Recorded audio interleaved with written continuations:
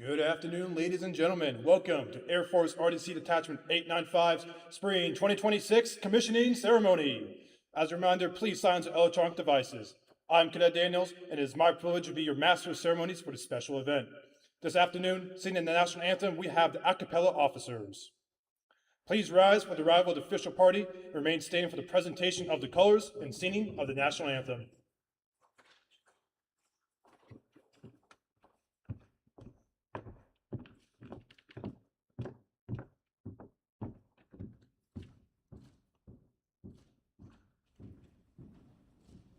Color guard, post the colors.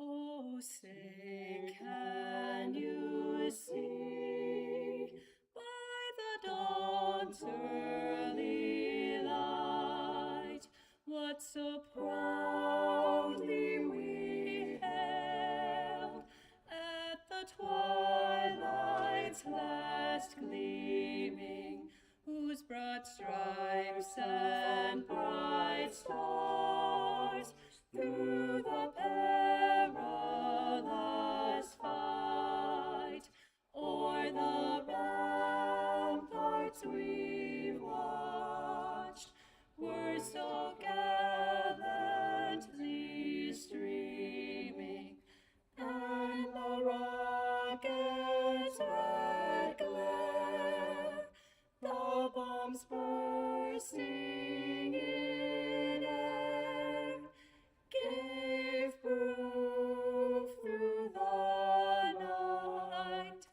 that our flag was still there.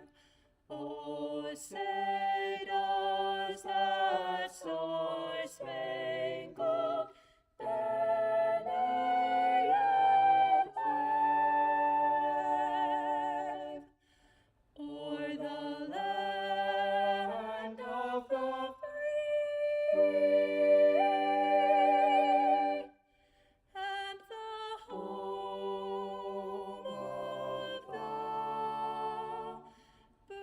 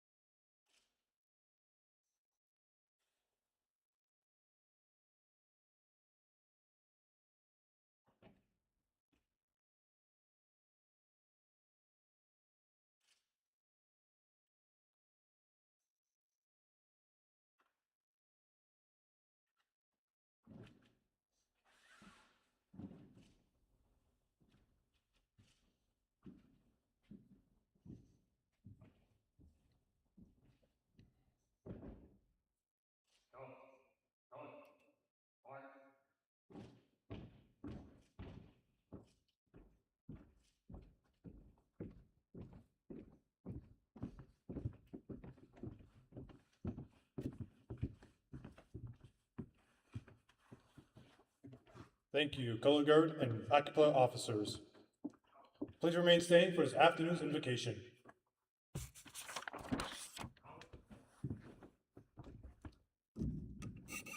Let us pray. Father God, be with us now as we honor this commissioning class. This is a time of celebration for a task completed and a job well done. We are grateful for the patience, understanding, and concern of those who have supported these students through their studies.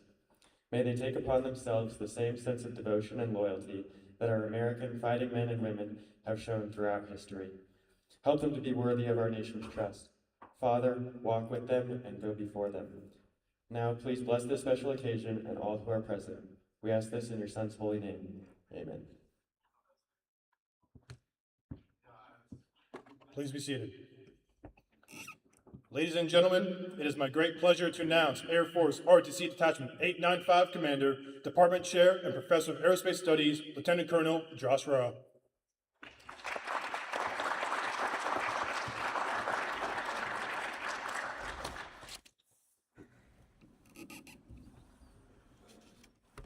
Good afternoon. Thank you for being here. First of all, thank you to the a cappella officers. That was a phenomenal rendition of the national anthem. And I don't know about you, when they hit that high note in there, it's like another level of like chills. That was amazing. Thank you, Cadet Foster, for delivering the invocation. Got a lot of thank yous here. First, thank you to Cadet Zaldivar, who was in the Honor Guard, and all the cadets who volunteered to help put this event on and the reception that's going to be coming after this. Thanks for all the hard work. This doesn't happen all on its own.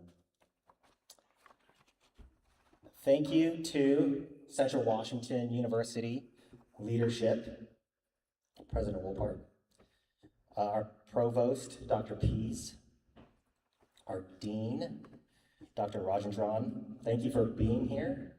Thank you for your incredible support, your continuing support for the Air Force ROTC program, our staff, and most importantly, our cadets. Thank you to the cadre and the staff for believing in our mission, putting in the work, leading by example, and building our cadets into leaders for the Air Force and Space Force.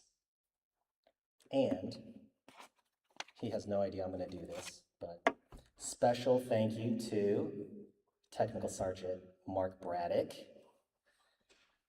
This is his last Detachment 895 event. He's been here for 3 years. He's dedicated a lot of time and energy into this program for the last 3 years, and he's heading off this summer to his next assignment. So thank you. There's a saying, show me your friends and I'll show you your future. So thank you to the friends who are here, who've been a positive influence, made sure Andrew and Zoe didn't get into too much trouble in high school and in college. They're both here now, so that is a testament to the character of the people you surrounded yourselves with. So thank you to the friends. And most importantly, thank you to the families, to the moms and dads, the grandmas, the grandpas, the aunts, the uncles, the cousins that are all here or watching online. For the last almost 25 years, really soon, right? 25 years. It's your birthday pretty soon, right?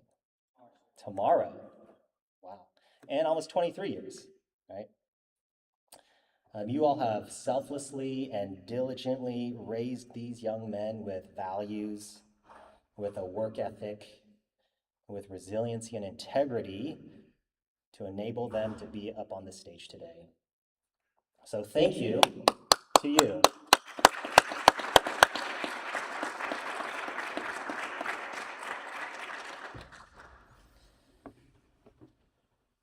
This is my first year. I'm finishing up my first year here as the detachment commander. And over this last year, I've repeated many messages to the cadets over and over and over and over again. Because as the parents in the room know, you have to repeat yourself over and over and over again before they finally understand what you're trying to tell them.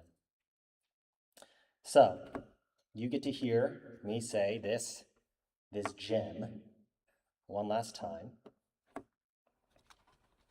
because I may never say it again. This might be it. The keys to success are be good at your job and be a good person. And when I say that I may never say this again, what I mean is I may never say it quite like that again. Because I've been reflecting on that phrase for the last few days. And as I've thought about it, it doesn't quite feel right anymore. It feels a little incomplete, like it's missing something. Being good at your job, being a good person, they aren't just keys to success. It also holds the key to significance. Being good at your job will make you successful, but being a good person will make you significant. So let me be clear on what significance doesn't mean, what I don't mean by significance. I don't mean doing really great things so that you can get your name on a building or a statue built in your honor so that all these strangers walk by, they're impressed by what you've accomplished. That's not what I mean by significance. There's a phrase in the Air Force, and for those, I know there's some in the audience who are or were in the Air Force, maybe you've heard this. People first, mission always. Being a good person, being a good leader, being significant means putting people, airmen, guardians, putting them first. So people first, mission always. Pretty catchy. Easy to remember. But how do you do that?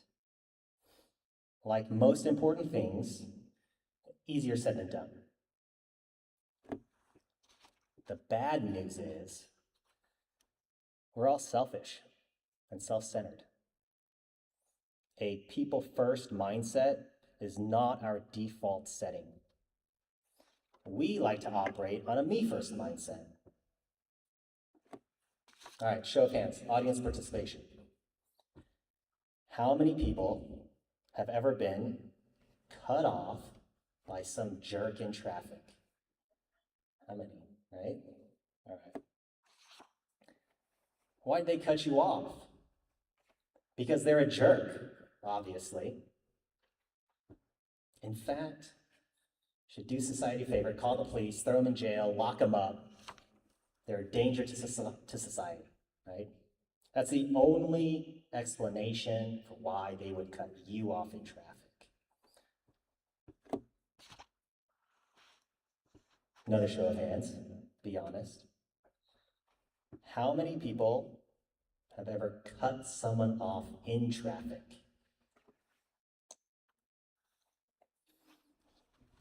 Yeah, okay, yeah, you cut them off, right?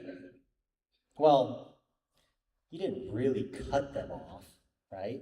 There was plenty of space. There's plenty of space.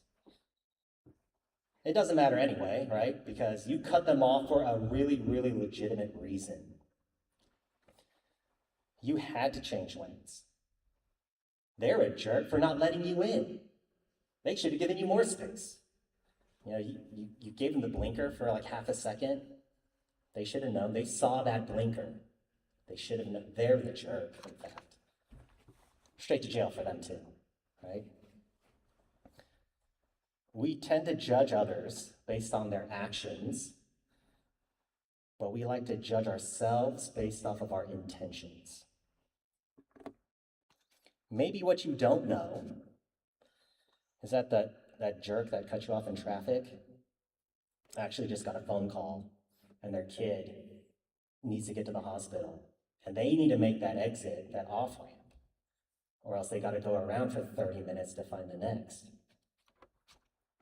Or maybe something as simple as they spilled some hot coffee on their lap and they need to get off the highway, whatever.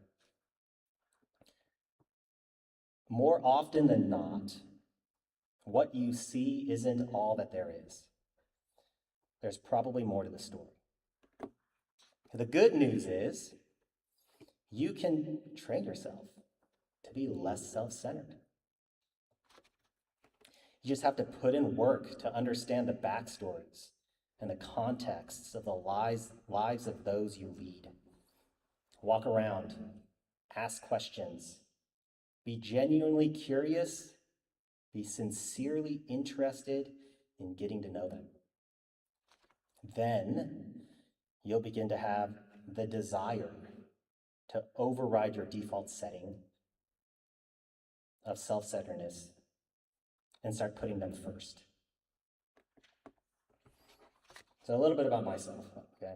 I'm a nuclear missile operator by trade, also known as a missileer. So I've spent 19 years operating the Minuteman III Intercontinental Ballistic Missile, or ICBM. Right, that's our nation's long-range, ground-based nuclear missile. So what that means is that all of these missiles, they're all in fixed locations underground, spread out over tens of thousands of square miles across the US. And they can strike targets on any side of the planet.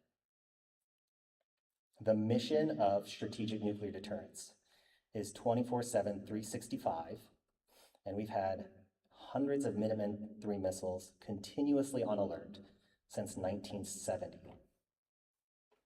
So what does that mean? So that means for the last 56 years, there have been missileers at the controls of these weapons, ready to launch anytime, any day, within minutes of receiving the order from the president. We have a little saying in our business to the adversary: worldwide delivery in 30 minutes or less, or the next one's free. So this round-the-clock mission takes a lot of people to pull off. And historically, my career field has felt like a mission first, mission always sort of an organization and mindset. So in my previous job, I was the director of operations for a missile squadron in Montana.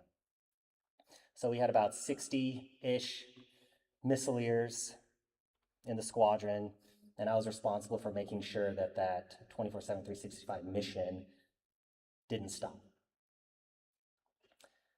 And so my squadron commander at the time, he told us about a particular experience he had many years ago as a slightly younger missileer while he was on nuclear alert duty.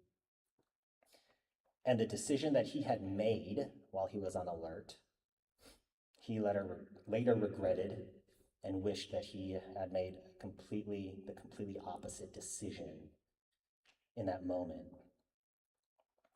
And so there I was, Lieutenant Colonel Robb. July 22nd, 2024, I'm on my 24-hour nuclear alert duty, 100 feet underground, in the middle of nowhere, Montana, with 10 nuclear ICBMs at my fingertips. I know you can all relate. Just me and my crew partner, who's sound asleep in the bed in the back. It's some time in the afternoon, and I get a call from my wife, Laura, which anytime I'm on alert, I always get a call from my wife. We chat about the day, get caught up, say goodnight, whatever the case. That particular day, she had to tell me about another routine OB appointment that she had to check in on the baby. Just her and our 2-year-old, who was totally oblivious to the devastating news that my wife had just received. And then she had to call me and share that same news to me over the phone. We eventually get off the phone, I collect myself, I collect my thoughts, and I call my squadron commander immediately. He picks up. This is not my first time I had to call him that day about work stuff. So I call him on his cell phone. He picks up. Hey, Josh, what's going on? All I could manage to get out was, hey, I just got a call from Laura. And then a long silence on the phone. And he finally breaks the silence and says, I got you. I'm going to bring you home. That whole conversation, phone conversation with him, I never actually told him what happened. I just said, I got a call from Laura. But he knew exactly what happened. Because years earlier, he got the same phone call from his wife while he was on alert. The difference was, this time he was not going to let me make the same mistake he did. He chose to finish out his shift because the mission couldn't stop and because he didn't want to be an inconvenience. Fast forward a few months. I'm at home. I get a phone call. One of my lieutenants who's on alert, she just got the news that her fiance is in the emergency room. It's not looking great. He lives in a different state. It'll take her at least a day just to get on an airplane to fly out to be with him. And on top of that, we're looking to see who's available. Are there any lieutenants, captains available to cover her shift? Because the mission can't stop. The easiest solution would have been to let her finish her shift and then get her back home early in the morning, first thing in the morning, because the mission can't stop. But I knew, my boss knew, we have to get her home ASAP. So I packed my bags, got in the car, middle of the night, drove out to the middle of nowhere, Montana, took her shift, sent her home. When you put people first, the people will make sure the mission doesn't stop. Being significant in someone's life doesn't require grand gestures. It can be a word of encouragement, a meaningful conversation, helping them move, letting them borrow your truck, helping them study at OTC or flight school. Whatever will meet their need in that moment. Because it's not really about the gesture itself. People may forget the specific things that you do or did, but they will always remember how you made them feel. Are you going to make them feel inconvenient, insignificant, anxious, overwhelmed, or overlooked? Or are you going to make them feel proud, safe, seen, understood, and important? I'm grateful that in my time of need and in my wife's time of need, I wasn't overlooked or made to feel insignificant or inconvenient. And I know that that lieutenant and her fiance appreciated that we prioritize the urgency of her need instead of ignoring her for the sake of the mission. When you put the needs of the people first, you'll be surprised by how effectively they will accomplish the mission and with enthusiasm and pride. So Cadet Williams, Cadet Angayava, you've both achieved great success in college, in ROTC, and I'm confident that you'll find success in the Air Force and the Space Force. So always remember the keys to success and significance.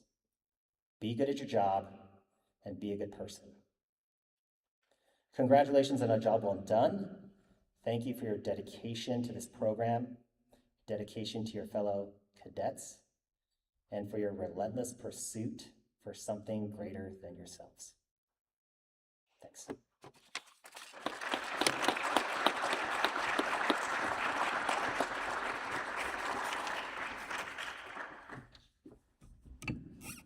Thank you, Lieutenant Colonel Ra, for your incredibly meaningful, inspiring words. Now, we have a very special treat in store for you. Cadet Martin has put together a fantastic video slideshow capturing memorable events in our cadets' lives.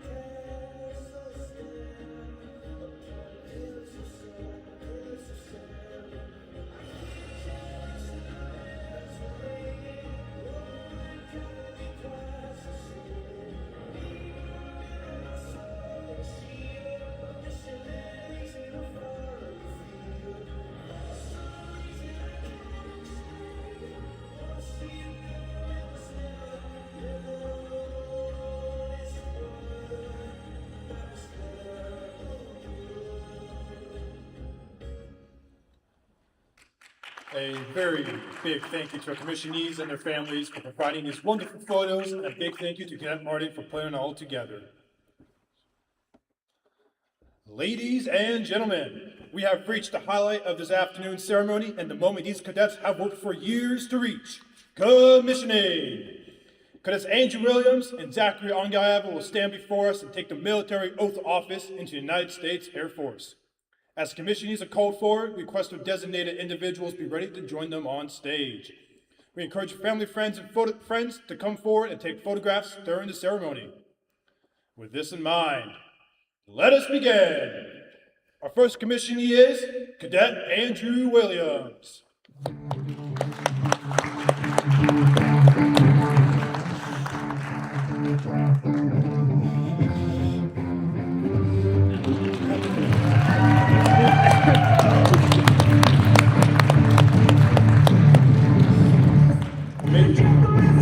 Major Wallen, please join Cadet Williams at center stage. Ladies and gentlemen, please rise for the administration of the military oath of office. Okay.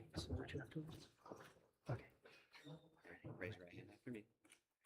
I, having been appointed a second lieutenant in the United States Air Force, I, Andrew Williams, having been appointed a second lieutenant in the United States Air Force, do solemnly swear do solemnly swear that I will support and defend the Constitution that I will support and defend the Constitution of the United States of the United States against all enemies, against all enemies, foreign and domestic, foreign and domestic, that I bear true faith that I bear true faith and allegiance to the same, and allegiance to the same, that I take this obligation freely that I take this obligation freely without any mental reservation without any mental reservation or purpose of evasion, or purpose of evasion, and that I will well and that I will well and faithfully discharge and faithfully discharge the duties of the office the duties of the office on which I'm about to enter. on which I'm about to enter. So help me God. So help me God.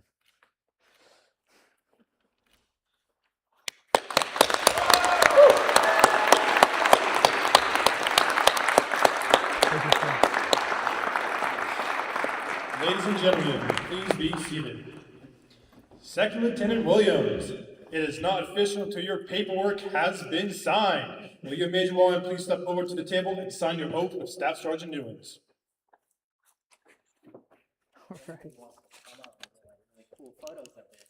Feel free.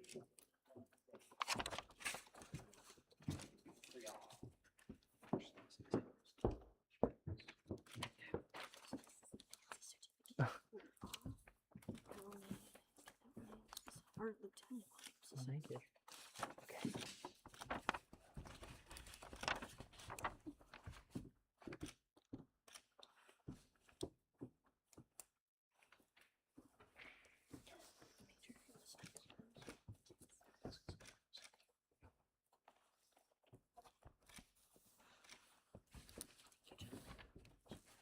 It is now official. Thank you, sir. Thank you, Rachel Wallen. You return to your stage position. Will David and Christina Williams please come forward? Now it's time to pin on those prestigious gold bars. Andrew's second lieutenant bars will be pinned on by his father, David Williams, and his mother, Christina Williams.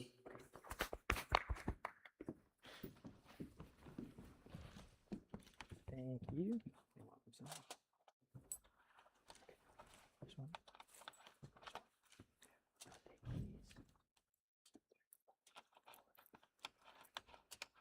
Okay. Got it. Okay. Okay, I'm taking it. Alright. So put that on this. Okay. Okay. Go ahead.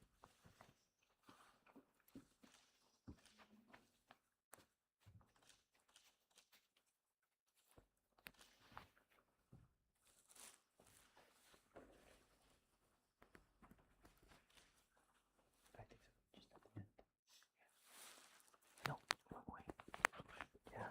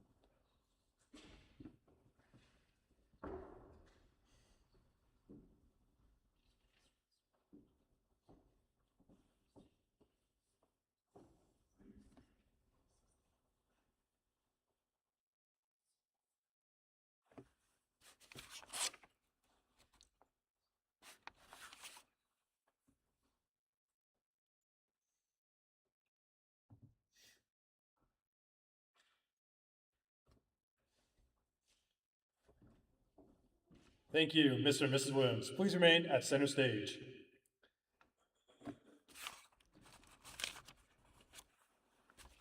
And now, Second Lieutenant Williams will present the parent pins.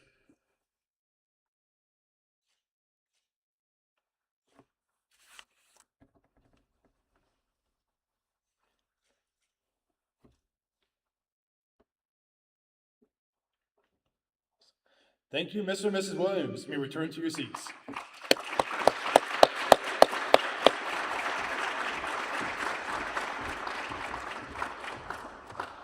Another custom of the military is for a non-commissioned officer to render a salute when they approach a commissioned officer. However, it is also customary that these commissioned officers pay for the first salute. Second Lieutenant Williams will receive his first salute from Technical Sergeant Mark Braddock. Lieutenant Williams will also be receiving the NCO coin for exceptional spirit of corps and outstanding leadership. Lieutenant Sergeant Braddock, please step forward and join Lieutenant Williams.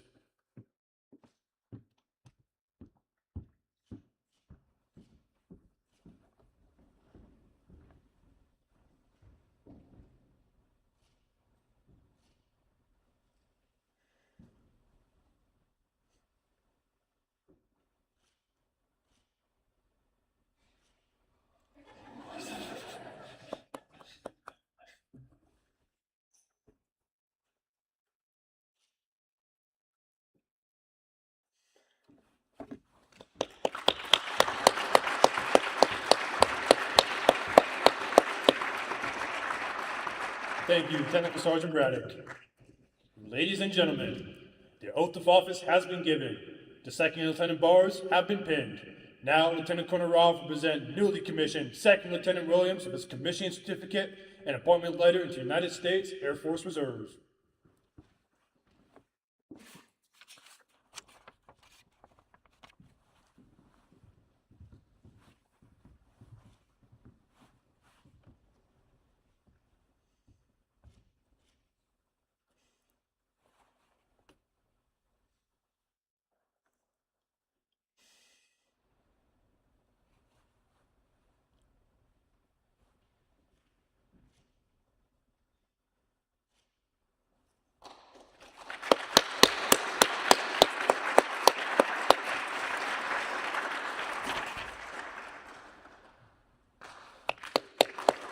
Thank you, Lieutenant Colonel Rao. Ladies and gentlemen, we present Second Lieutenant Andrew Williams. Woo!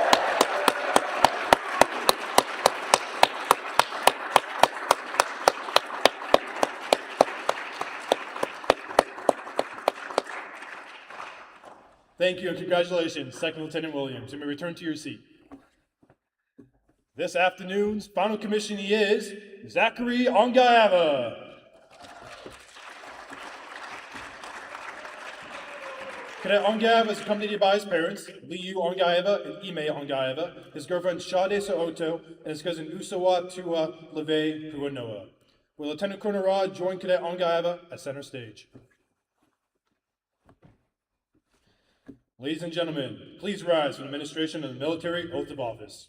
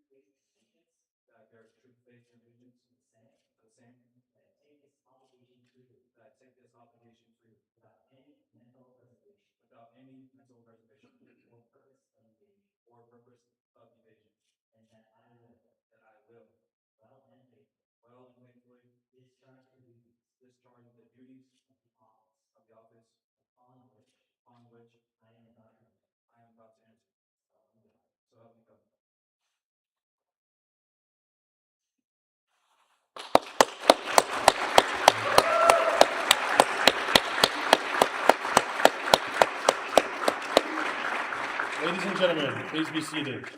Will Lieutenant Ongaeva and Lieutenant Colonel Ra please step over to the table and sign your oath with Staff Sergeant Newens.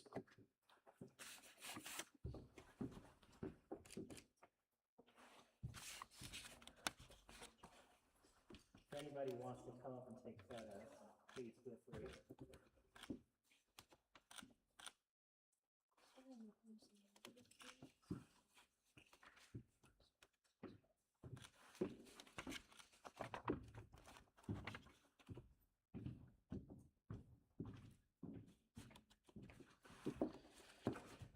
It's now official.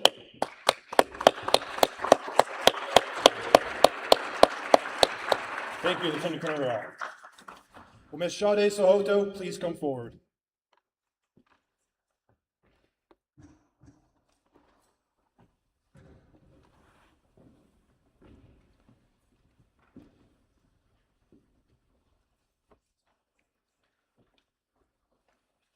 Now it is time to pin on those prestigious gold bars. Zachary's second lieutenant bars were pinned on by his girlfriend, Shade So'oto.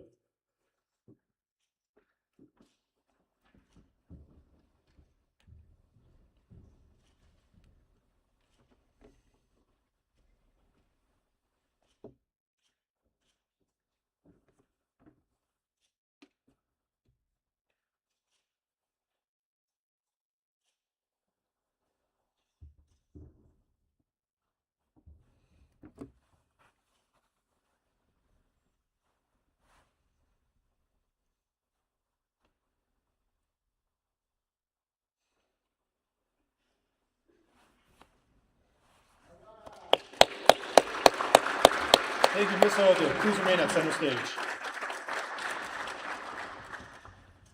Mr. and Mrs. Ongaeva, please step forward and join Lieutenant Ongaeva on stage.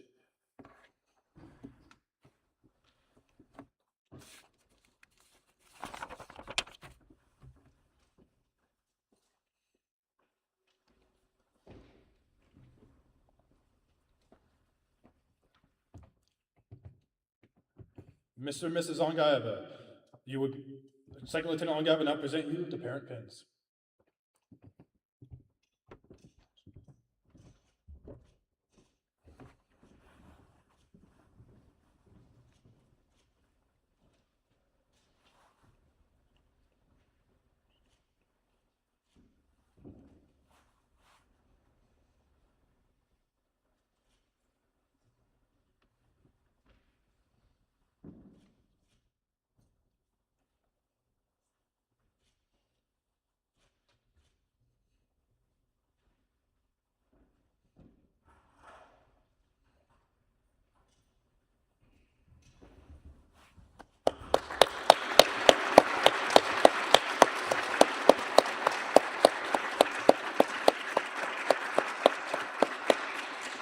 Thank you, Mr. and Mrs. Ongaiva. You may return to your seats.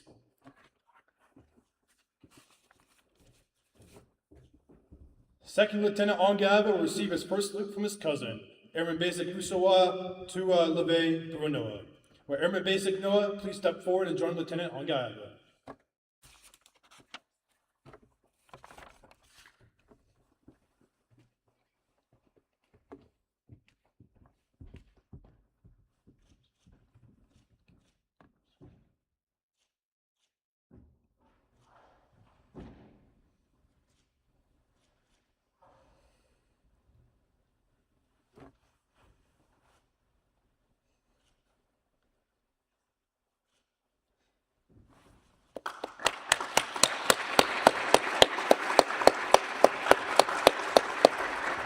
Thank you, Airman Basic Noah. Now, Lieutenant Kunaraw will present newly commissioned Second Lieutenant Ongaiva with his commissioning certificate and appointment letter into United States Air Force Reserve.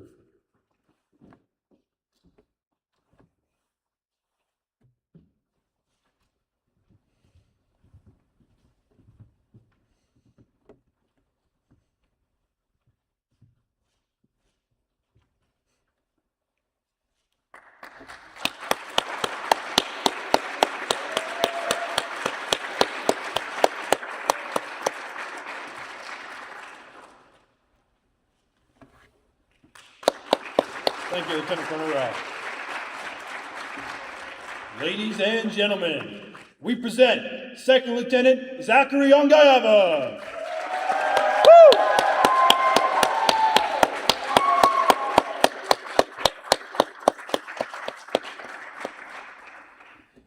Thank you and congratulations, Second Lieutenant Ongaiva. You may return to your seat.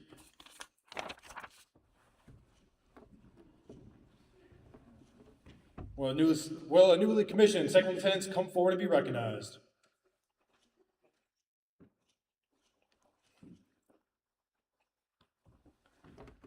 Ladies and gentlemen, I present to you Class of 2026 Air Force ROTC Detachment 895 Cascade Cowboys Commissionees.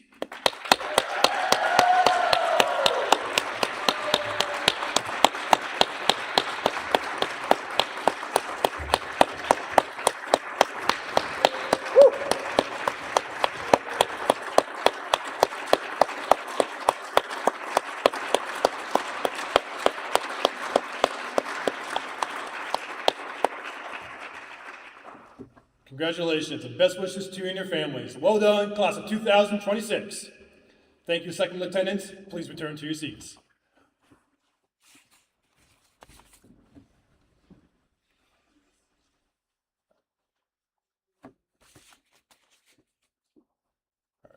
Please rise and receive the first verse of the U.S. Air Force song and Space Force song. Please remain standing for the departure of the official party.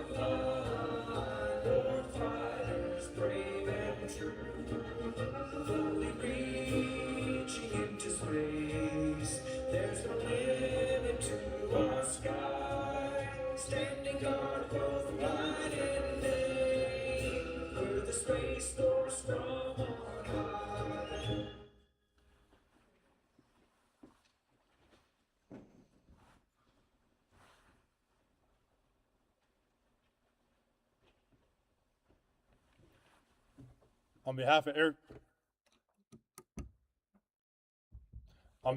Force ROTC Detachment 895's College and Cadet Wing, thank you for attending the class of 2026 commissioning ceremony. Please join us in congratulating our newly commissioned second lieutenants along with their families back at Lynn Hall, room 202 for an informal reception. This concludes our commissioning ceremony program. Thank you to those who made this possible and to everyone who could be in attendance. Have a wonderful afternoon.